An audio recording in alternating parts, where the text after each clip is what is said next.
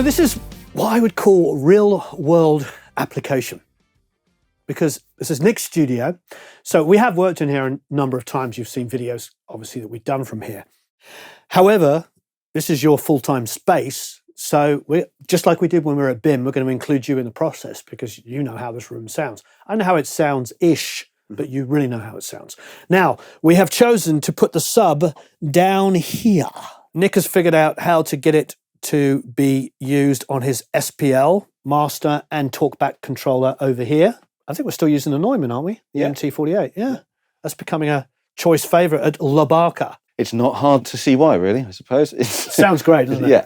It does sound really good. What we're going to do is we're going to use the UMF. That's the ultra near field, the UNF. I don't know if anybody's calling it the UMF yet, but that's what I'm calling it. We're going to use the sub with the UMF. We're going to try it with all the speaker configurations. But in a box, in a minute, we're going to pull out a pair of IN5s as well, Kali IN5s. So we're going to use it with Kali's own speakers, but with also other people's speakers, and just see how it sounds. And obviously, I'll tell you how I feel like it sounds in a room that I kind of know, but obviously we want to listen to Nick's opinion because this is a room that you know very well. I hope so. Cool. So what should we start off with? Kali combination? Yeah, so the UMF. And sub? UMF and sub. So Nick has very cleverly put the sort of mini sub, I suppose, not the big sub, UMF sub down here, the UNF, here, behind the screen, which apparently is one of the options, so we set it up for that. So the first thing we're going to listen to is the satellite speakers, the mini sub, as we're going to call it in this instance, and the big sub. All right, let's find some music to listen to. So starting off with How to Save a Life. So we're going to go to the end of the song where we hear my old studio, a studio I worked in, I don't know, 16, 17, 18 years, something like that. I knew it really, really well. And this is a wonderful representation of the drum sound because Mark Endert, the wonderful Mark Endert, the mixer, didn't put any samples on the drums. So you hear all the frailty of the snare, you know, going, and, you know, Ben slightly hitting it an inch here or inch there. So let's check it out. Wow, you hear the sub.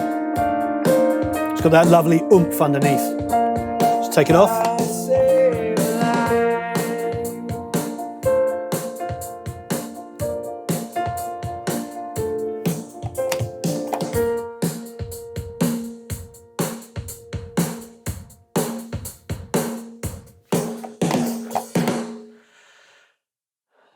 I've got to be honest, it's very satisfying.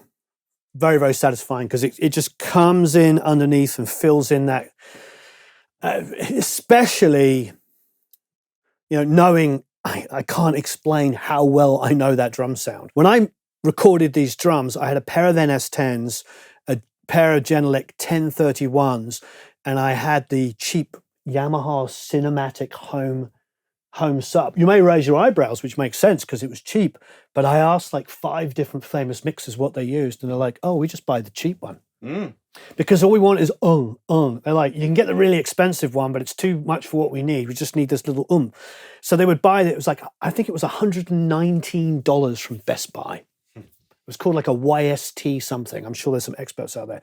Anyway, that's satisfying. What I enjoyed about it, and you can tell me when you listen to stuff that you know, is that it didn't affect how I heard the kick, but it gave me underneath. And that's with these speakers. I was a little skeptical because of the subunit and that, whether it would be necessary. Maybe it's not necessary, but it's satisfying. That could be another reason, I think, for subs, because we want to check like the excessive amount of low end, if it's there. And obviously this is an incredibly well-mixed song by one of the greatest mixers of all time, Mark Endert. I don't know. I'm waffling on. Why don't you try something, young Nick? Find something you know well and tell me whether it's satisfying or not. What I can say is, as I was just rigging this up, I found, obviously, you know, you do a bit of listening, don't you? So, and it's a very similar experience to what you've just described, really, because there's a lot, the sub, whenever you put it on, and in fact, it's a similar story with all the speakers. It sort of just provides that, it's extra weight, I suppose, you know, and kind of depth, you know, exactly like you'd imagine a sub's going to do, but it's satisfying on anything. Right. But I haven't found it yet on anything that I've just been playing through the systems. I haven't found it kind of overbearing. Right. But of course, there's a trim on the sub in any case. So, you know, if you use the thing and you started to create more mixes, through it, using it, and you found that there was too much, you'd trim that in at that point, I suppose. But that's a great thing about using reference mixes. You know something's great, really well mixed. You can hear the low end, and then you can match it on your own, which is what I've been doing for decades. So the Gap Band, outstanding.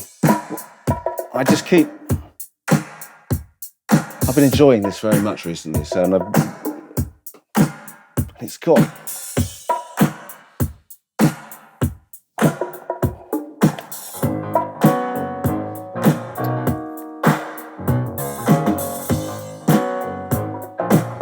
Yeah.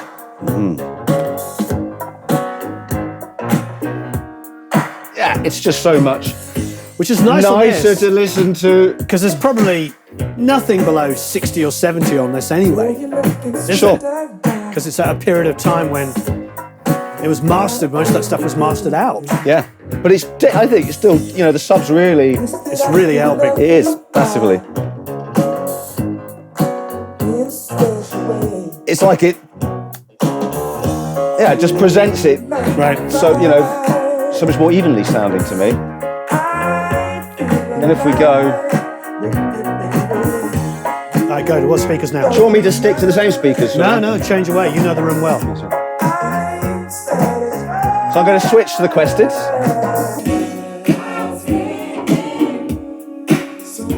And to be complete, I suppose, chuck that on. I brought on the Sound ID reference. Yes. The flat and the Questeds.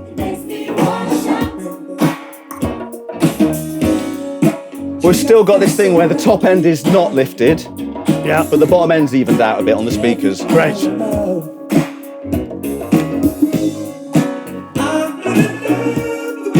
As soon as you take the sub off, I'm disappointed. Exactly. That has been my overriding impression. And very well known again, and I know it very well. About to hit 1 billion.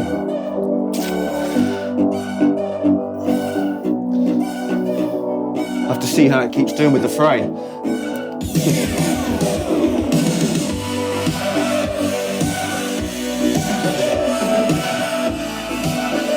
So that's pretty thick.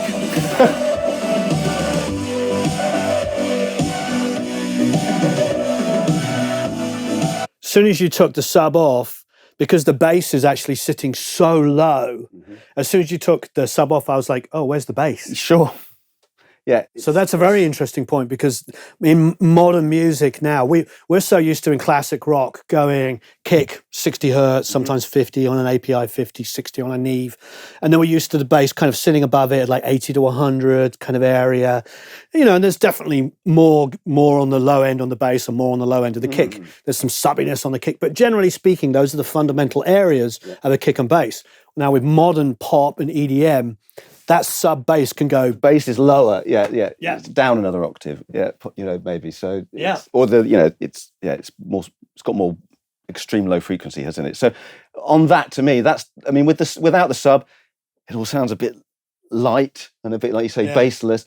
With the sub on, at the moment, to me, it's almost probably a bit too much.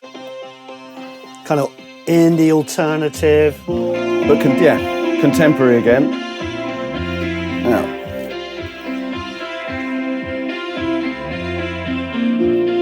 see what happens to the bass. Yeah, on the kick and the bass. It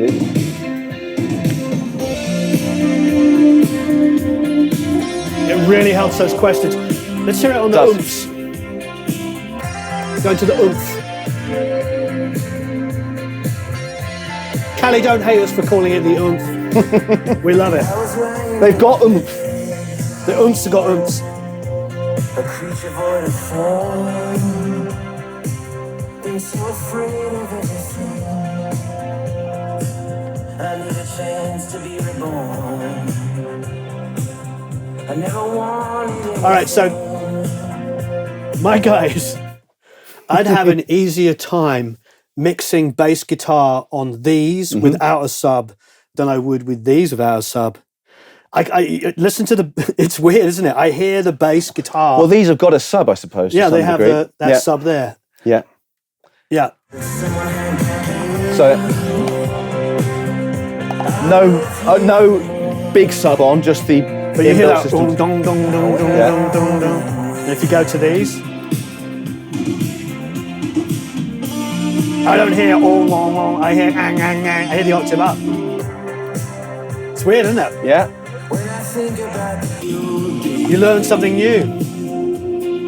But on that, it sounds then- full range. Yeah. As soon as you add the sub to the Questies, it's like it's pretty hi-fi. It's pretty nice sounding. Yeah. All right, so what are we let's learning switch. here? If you're going to buy a sub, you want to be able to use it with your home setup. You're going to be like, hey, I want to take this home and make sure it works for my needs. Because your speakers, if they don't have a little bit of a low extension down there, may or may not benefit from a sub. They may hate it or they may love it. Obviously, we can adjust the crossover point there. But it's weird because the subbiness on this was great and it added some more, but it also was easy to mix. I would be able to mix bass guitar on this. But on those, I guarantee I would have pulled up 80 to 100, another dB and a half too loud to be satisfied on it. And then gone and done the car test and been like, oh, why is the low end on the bass too loud? Until I was used to it. Yeah, you'd get used to it, yeah. But I can't hear it. Yeah, but I suppose you that's why you switch speakers and things, don't you? Yeah. You know. So there's another answer for having two sets of speakers. But it is definitely it's definitely posing a lot of questions as to why you might need a sub. All right, one last thing. Let's put up the Kali IN5s and see how they sound with the sub.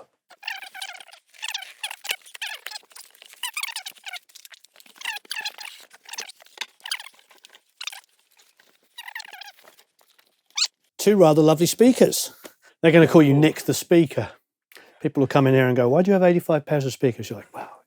It's a studio, isn't It's it? a studio. I like to have a lot of references. So which one's which? Right. Let's do a blind test. Yeah, I do a blind test. I'll tell you what I prefer the sounder. Good. There's a way, there's a way, there's a way, there's a way, there's a way. There's a way, there's a way, there's a way, there's a way, there's a way. What is that? That's great. It has always. I can hear all of the articulation on his vocal there.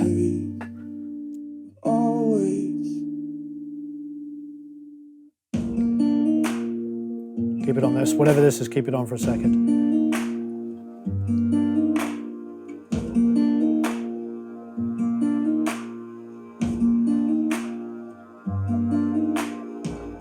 In the house way down by the lake. Can you change it now? A story told in a mystic way. It's a little bit lispy, a little bit bright. A little bit bright. Go to the other ones. Those roads they run through big fields, yeah. Those roads, my heart, they come steel. They're both really, really good. I would please tell me these are the IN5s, yeah? Wow! Well, that means I prefer the IN5s. There's a way, there's a way, there's a way. Do you? Yeah, go to the IN5s. There's a way, there's a way, there's a way, there's a way, there's a way. It has always. I can't believe, because we found the Quested to be What's funny because overly bright. yeah, so they are kind of bright, but they're quite, for me, they're quite sort of smooth with it at the top. Especially when now there's a sub added to them anyway. It's like that's an interesting thing because it's really changed. But I thought with the Quested that I was losing words.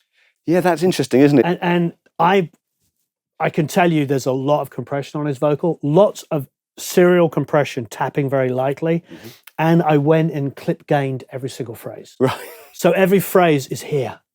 Like it was so much detail work to get his vote. Like so it all just sits. Nothing was like compressing 8 dB or 9 dB, but what there was there's clip gaining. So all the words were audible. They were all hitting compression evenly. And there was like a dB or two on plugins. And then I went into the SSL console and got another couple of dB there. So probably about 3, 4, 5, 6 dB of compression on the vocal, but it had been clip gained. So it was all even Always into the hitting like compressor. that. Yeah, so this has always been my favorite vocal I recorded, because the idea was to kind of have a ball of vocal that you could pick up. But it's really strange, because when we listened to the Quested before, they were so overly bright on the tracks we were listening to when we were comparing it before with the oomph with the UNFs. Now, that's just surreal. So I expected the other one. It sounded a little bit more expensive to me. Which the what I thought was the when I said, "Oh, please tell me those are the Iron 5s," because I thought, "Oh, they don't sound quite as expensive." I see what you mean. Interesting. Well, I like the sound of both of them, to be fair. Actually, I found the the Quested between the two. I thought that the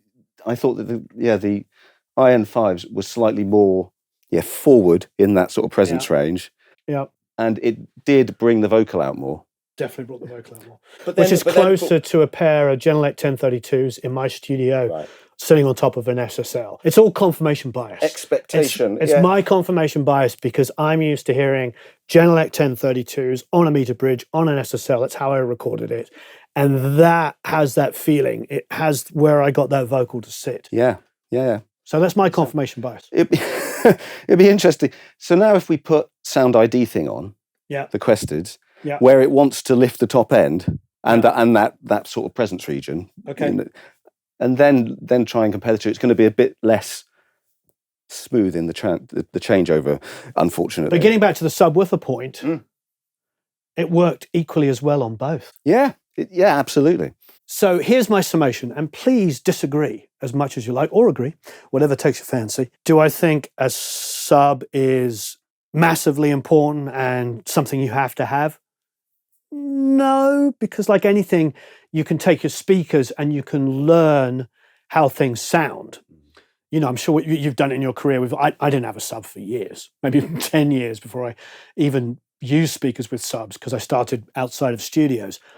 But it'll probably save you a lot of time and energy, especially if you're mixing modern music with an extended low end.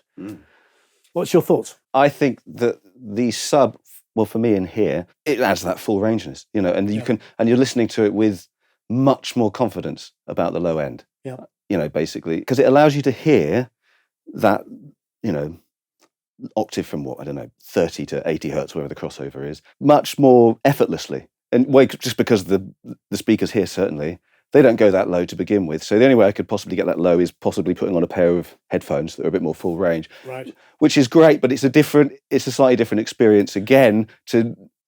So my question is, would you mix on the Quested and then use the sub to check? Or would you mix with the sub on the whole time? Too early to say. But I would think, I think I'd mix on it all the time, probably. Oh, there you go. There's a ringing endorsement. So the question is, do we think subs are essential? I don't know if they're essential, but are they going to maybe speed up your mixing process, especially mixing modern music with an extended low end that we're so used to, which is pretty much all music being produced now. Modern metal, modern rock, modern pop, modern EDM, modern country all has extended low end now.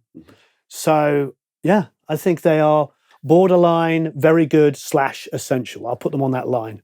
And it's just so satisfying working with the things. Obviously, you want your mixes you hope that the bottom end of your mixes translates better out of your room into the real world. But even if you're tracking and stuff at points as well, it's like, it's great for creating more of a vibe, isn't it, in a room as well? Yeah. And the way I think to balance it is, yes, you could use a really fancy software, and which you probably should do, and put some, get that to be really, really flat. But there's nothing better than reference mixes. Because if you're referencing something you really, really admire, which is probably like a Bob Clear Mountain mix or something of that ilk, you're going to get a really good idea how it should sound. So as ever, you can enter to win one of these lovely subs. However, I must say, you don't have to have social media.